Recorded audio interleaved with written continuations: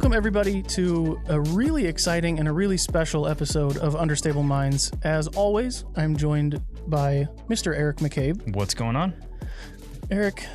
Yes? You are not the star of this show. No. I'm never the star of the show. You're typically kind of the star of the show. The star of the show this week, Yes. we have announced this morning, or depending on when people are hearing it, yesterday, announced very, very recently, newest signing to Team Dynamic Discs. We have Gavin Rathbun on the line. What up, Gavin? How you doing, buddy? Hey, how's it going, guys? It is going very well. Yes. You're calling from Illinois? Yep, currently stationed in Yorkville, Illinois, Okay. right outside of my hometown. Is that kind of current home, or is that just a temporary thing? Home is on the road. Yep, home is technically Florida right now, Bradenton, Florida. Okay. But my doctor and physical therapist are here in Illinois. Right. And you're originally from Illinois as well, right? Yes. Which is why, you may not know this, Gavin, but I was the real reason that you were signed to Team DD. It has nothing to do with your play or the fact that you're very good. It has nothing to do with anything like that. I was in Eric's ear and I said, hey, man, Hey, dude. there's some really good people from Illinois. Let's just go get all of them. Perfect. So you're step one in that. Well, I guess if we count me as an employee, Gavin is step two. But I don't think we do. think that's more of a mistake. Yes. I think Gavin is a move in the right direction. Yeah. We kind of balance each other out. I agree. So yeah, Gavin and I both obviously are from Illinois. Gavin considerably better on the disc golf course. I think you can take him right now. Maybe only some days. Right? Yeah. Like right now. I bet you could beat him right now. This minute. I think that's an extremely fair thing to say. And I think maybe it's not. Extremely I unfair. have a Maybe not. decent lefty toss. Okay, then I Yeah. It take just that comes back. down to putting. It'd probably be a really good battle because that describes my game perfectly. I can throw all right, but it all comes down to putting. That's fine. So like Eric said, Gavin, you're coming off of an injury. You had a pretty intensive surgery, it sounded like, right?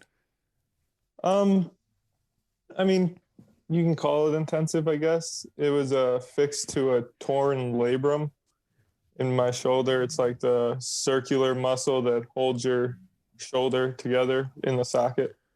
Sounds important. Yep. It was a microscopic surgery, or I don't know exactly what it's called, but I have 4 very small incisions, Okay. 2 in the front, 2 in the back of my shoulder. So was it completely torn, or were they just repairing a tear in the muscle? Yeah, so if you're like looking at the muscle like a clock, it was torn from 10 o'clock to about 2 o'clock. So the upper half was torn.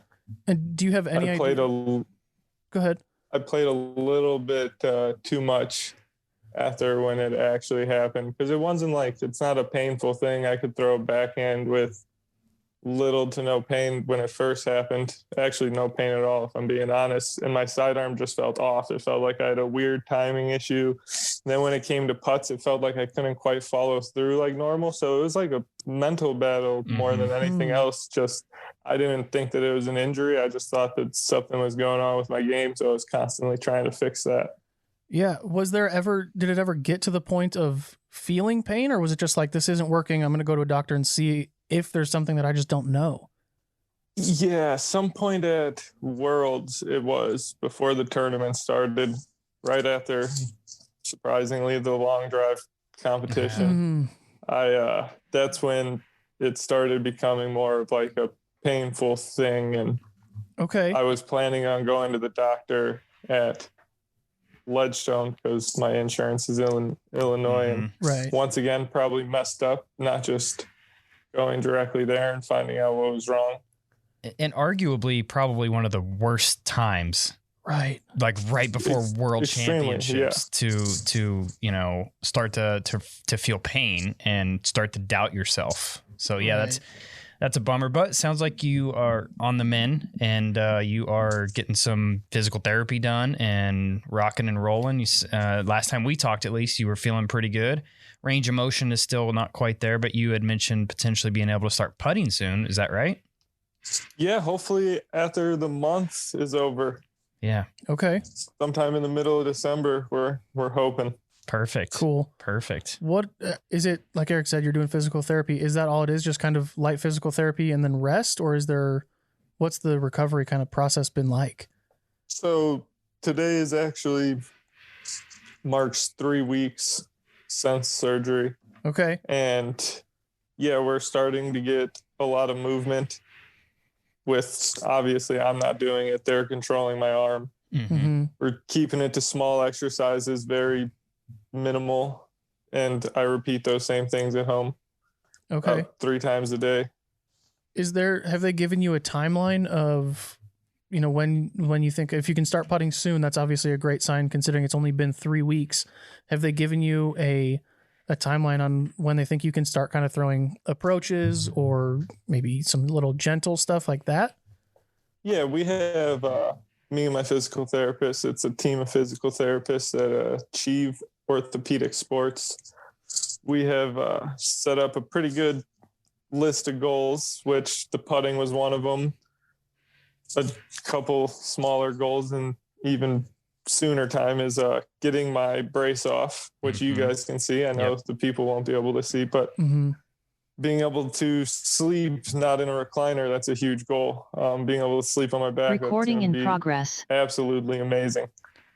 Yeah, that sounds like it would be really uncomfortable. I feel like I've slept in a chair, here and there, 1 night, 2 nights, whatever, but every night, that sounds awful. Yeah, it's definitely a few days of not very much sleep and then a few days of just being groggy and tired and sleeping the whole day away. Yeah. Kind of a repeating cycle.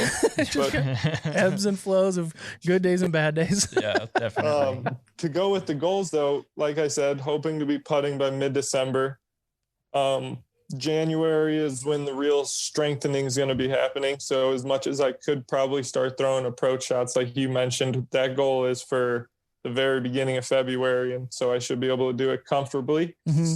By middle of February, I'll start throwing, and hopefully with a couple weeks left in February, I can start playing rounds and starting to throw sidearms. Perfect. Ease back into it kind of, and not just full exactly. on. We're trying to get as strong as my body's ever been, especially my shoulders, before I even attempt to try to throw again. Yeah. So is it a thing that, have they told you what they think caused it? Was it a certain throw or just kind of overworking it and throwing so much for so long? Yeah. So there's a few things. One, I have terrible posture. So we're working on my posture. That's like a huge thing before surgery. And even now, since I can't do much with my shoulder quite yet, it's a lot of posture and getting my body realigned. Okay. Another thing is my left shoulder, I injured. That's kind of the reason I started playing disc golf. I injured it wrestling, and it's just constantly, I've dislocated it over 100 times since then, like 8 years ago or something. Holy cow. And just that off balance of my left arm always being weaker than my right arm, they think could have had a little bit of cause to the injury. Okay. Yikes. Jeez. Yeah. That's a lot of times to dislocate your shoulder there. Yeah. Man, just the worst time sometimes when I'm sleeping, opening my car door, closing the car door. Wow. I've heard that It once hasn't been a problem since I went to physical therapy.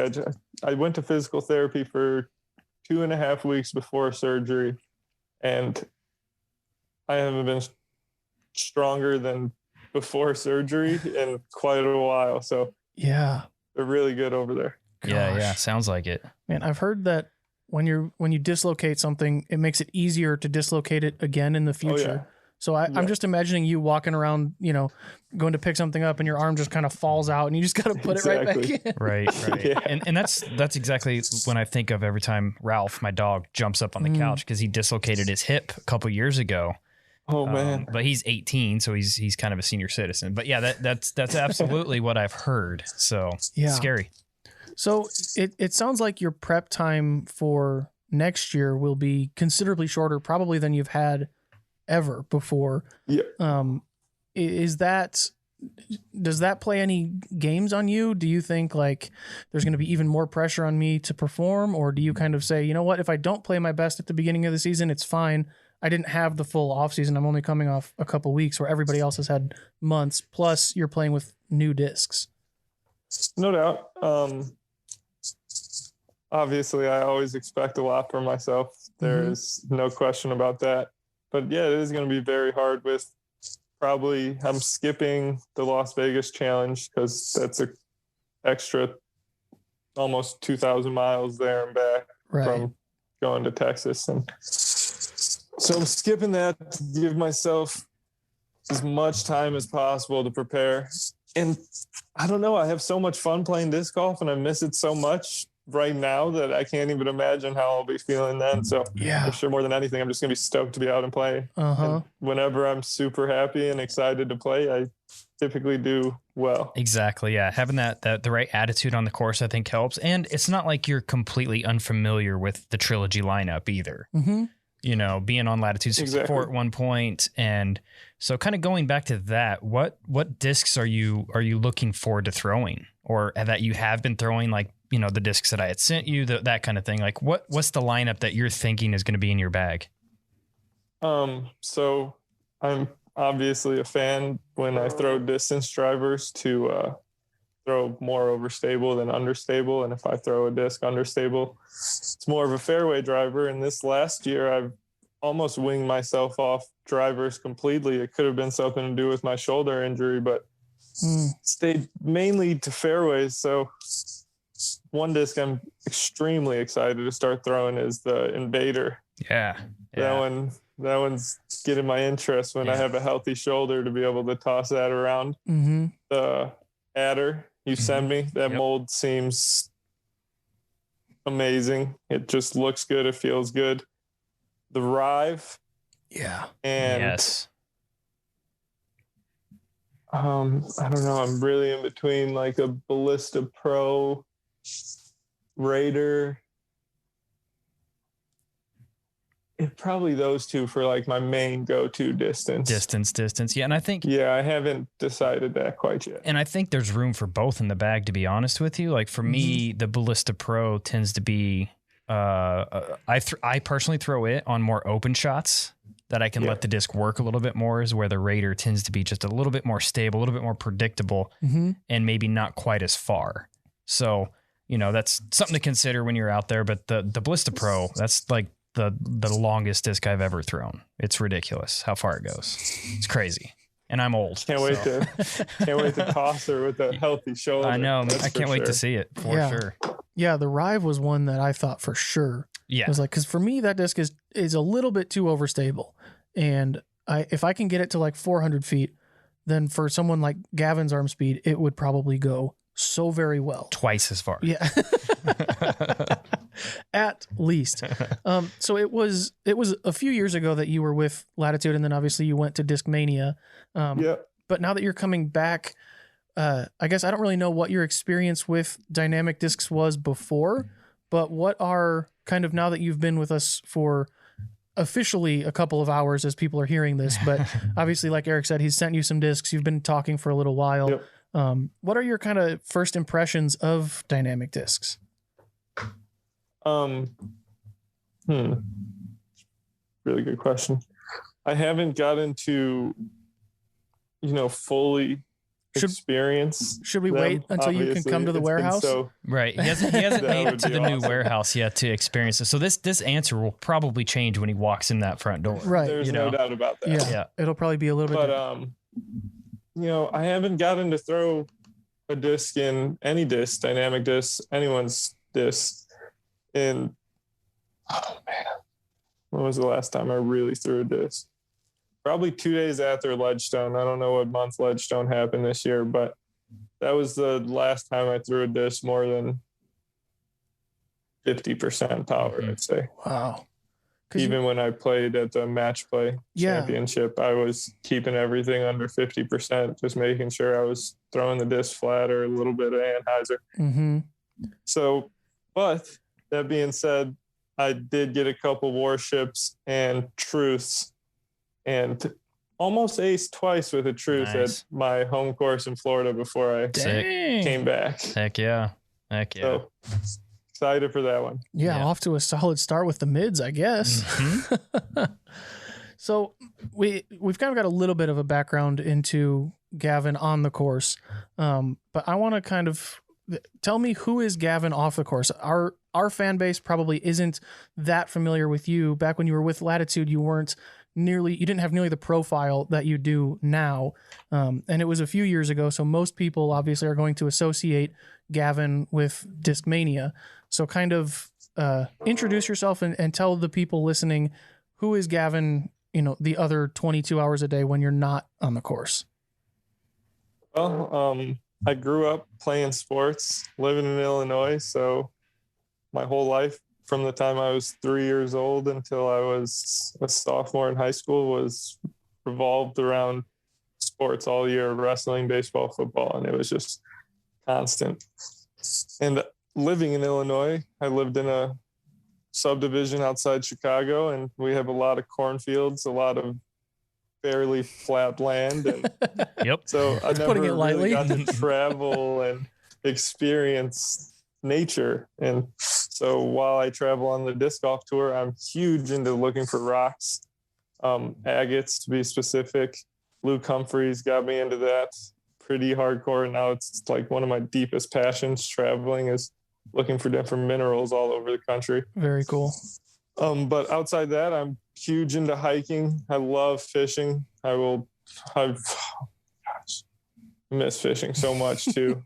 Between that and disc golf, at least I got to throw a couple casts before my surgery here in Illinois. But yeah, I love the outdoors. It's what fuels me to travel. Yeah. It's what really got me started on the whole traveling aspect of disc golf. Okay, so what kind of got you to go from playing baseball, wrestling, all the other sports that you played, to disc golf? How did you, who introduced you? How did you kind of get started from there? Me and my really good friend Ian Burchett, he grew up, we would walk to school over a walking bridge and up a hill, and every day we'd see these metal baskets. Well, that's not what I thought they were then. I just thought they were some metal device. I had no idea. Right. We saw one person throw a disc ever because we'd be going so early in the morning before school. Yeah. I never really knew what it was, and he got into it a few months before I did. So I found out oh, this is disc golf. You're supposed to throw one of those circles into the metal cage. And I wasn't interested at all. I was right in the beginning of wrestling season then, and was like, dude, I don't care to play disc golf, honestly. Yeah. I had to go to practice. I need to go to school, practice, and then another practice. And it was too much for me to want to go and try to play disc golf. I had to sleep, and I was cutting weight already in wrestling. So I was probably always in a bad mood. And then I hurt myself. My shoulder injury. I dislocated my shoulder one of the first days of sophomore wrestling open gym. And they were talking all this stuff about surgery and how long of a recovery it was, and how many, a whole year of missing all my sports and this and that. Jeez. And disc golf was in the back of my head, and I had found out that there was competitions for disc golf. So I was like, you know what? It's my left arm. I don't need it. We'll see what happens after a year. I got two for a reason. That's right. I'm going to go and try to play some disc golf and, see what that does. Because the people around Oswego, Illinois, Fox Valley Metro Disc Golf Club, they were awesome. They took me and Ian in. They helped us out. They were just a great group of guys. My mom hated it. She hated it a lot. She was like, no way, I just paid for you to play all these travel sports and do all this for the past 11 years, and now you're just done. You're ready to go and play disc golf. And she had the worst intentions. So there's two guys, Blaine Shep and Randy Moore Sr., that were the club president and vice president at the time. And Bowling Green was this huge amateur tournament. I was 14 years old or something. And I got my mom to come to the course because they wanted to talk to her. And she tells this story all the time, something like, Blaine Shep, an amazing guy, awesome guy. He's seriously incredible. Something like he told my mom that he wanted to take me to Bowling Green in his band, Bowling Green, Kentucky in his band for this big disc golf tournament. And all my mom could think is like, why is this older gentleman wanting to take my 14-year-old son in a van to Bowling Green, Kentucky? That's hilarious. This doesn't make any sense. Oh my gosh. They're really good friends now. Obviously, my mom plays disc golf more than me. Yeah. And Oh, that's funny. It was just funny. They actually bought me my first PDGA membership as well. Between them and Mike Krapika. I'm not sure if you guys know Mike. Mm-hmm. So Illinois State coordinator. Oh yeah. Yep. Yeah. When did it transition from a 14-year-old kid being driven around the country in an older guy's van to like, I mean, it sounds like just when you said you heard about it and that there's competitions, it sounds like you're a pretty competitive person. Was it always just like, once I pick up a disc, I'm just going to try and get as good as I can and I want to be the best at this? Or was it just a thing you were trying to do for that year to kind of stay active? How did it transition from that to now this is what you do for a living all across the country? Oh, that was definitely never in the question. I never thought that I was going to make disc golf my job. I was content with not making disc golf. Well, at least then, especially then. It was competition for me. I had been playing sports, like I said, since I was 3 years old. And so competition was just something that was a year-round cycle for me. It got me through my school days. It was pretty much my life growing up. I didn't want to give that up. And I found out there was disc golf tournaments, competition. And Ian, my buddy, was far better than me when we started. I was like the nice 870 rated, I think, first rating. Okay. He was like 930 or something, and that just, I hate it when my friends were can't have that. Better at me. Exactly. This is not happening. I would go out to the course every single day, and I just tried to figure out my own ways to do things, and then I found out what YouTube and people were teaching disc golf on YouTube. There's a family of Escobels near me, and they pretty much stopped playing disc golf now that I know of, but they saw me. I only threw sidearm, so I was out at hole one just throwing 100 sidearms on hole one and trying to ace it. It was 240 feet right in front of you, one tree to beat. And he was like, why don't you throw a backhand? And I like showed him, and I was all arm, like, here's why. He knew I played sports and whatnot, and it's just like watching him throw, and he's like, it's all about your time. And I was like, okay, what the heck's timing? What's he talking about? Right. So I went to YouTube and looked up a video about timing.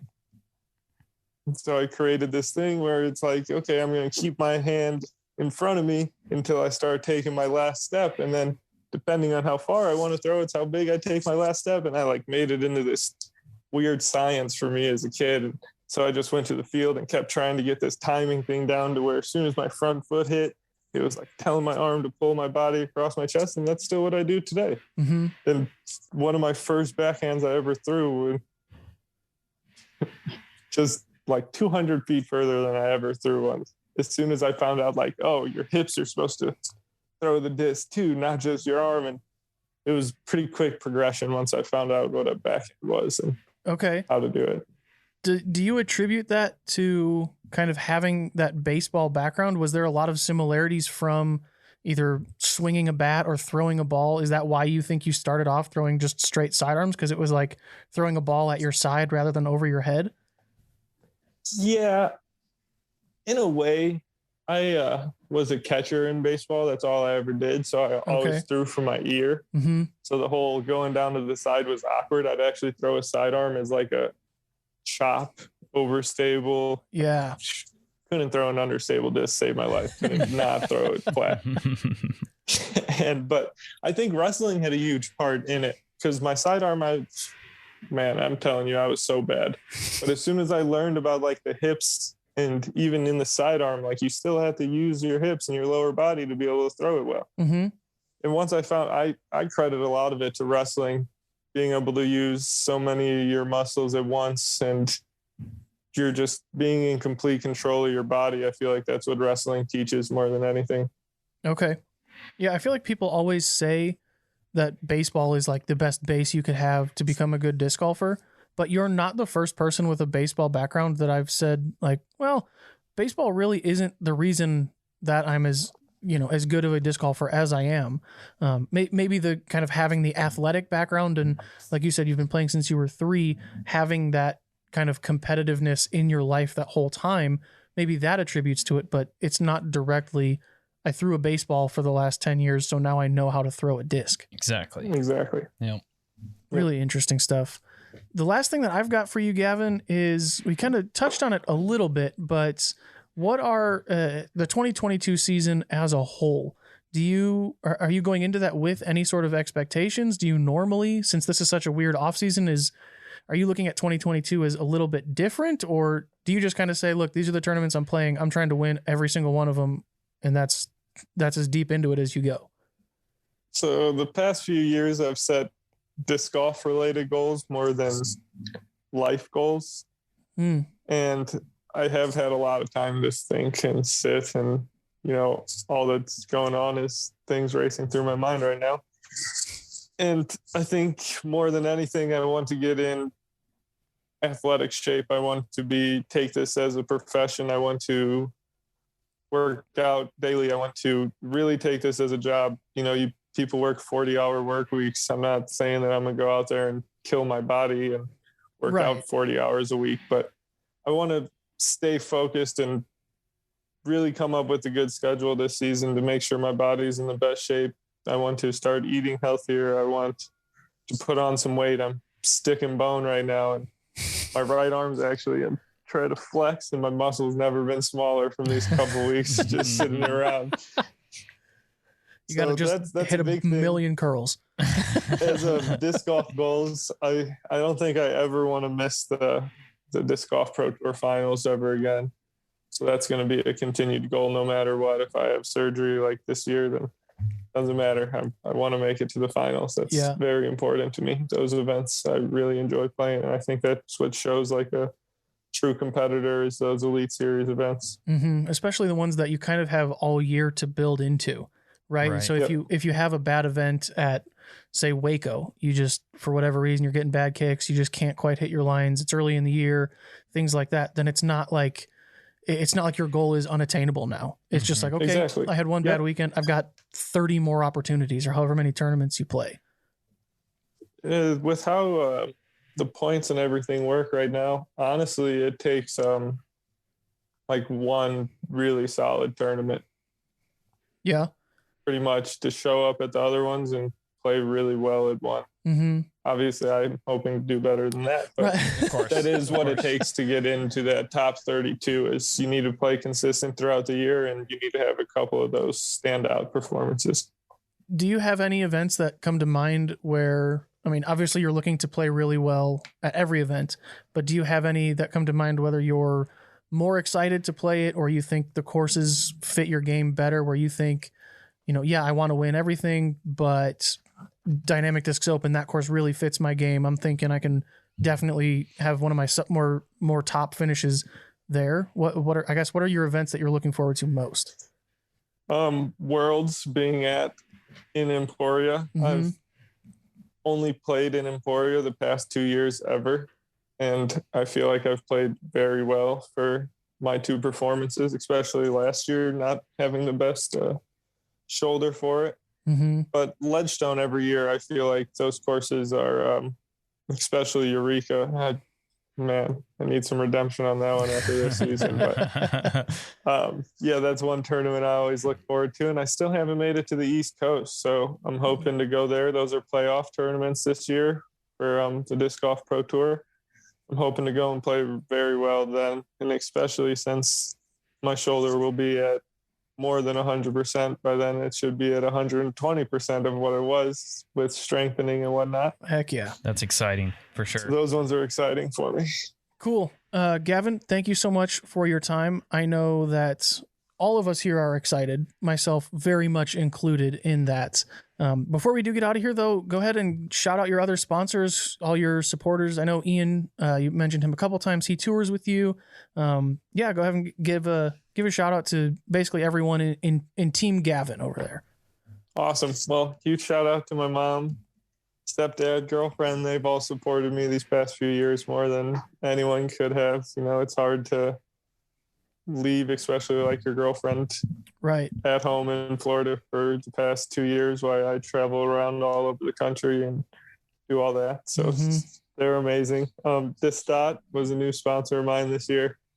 You guys need to check it out if you already haven't. I use it mainly for closer putts and just taking the eye strain off of the basket, and what you're doing focuses on better repetition. For me, especially. New World Disc Golf. Robbie is awesome. I get it with him at least once a week. He has helped with decision making, with just overall life. Robbie is amazing. If you guys have never played New World in Jacksonville, Florida, I highly recommend it. It's amazing. And Delwood Disc Golf. Sean is awesome. He has created one of the best disc golf scenes in the whole entire country in Joliet, Illinois, which I'm very fortunate to be located right next to. And he's been awesome and very helpful these past couple of years.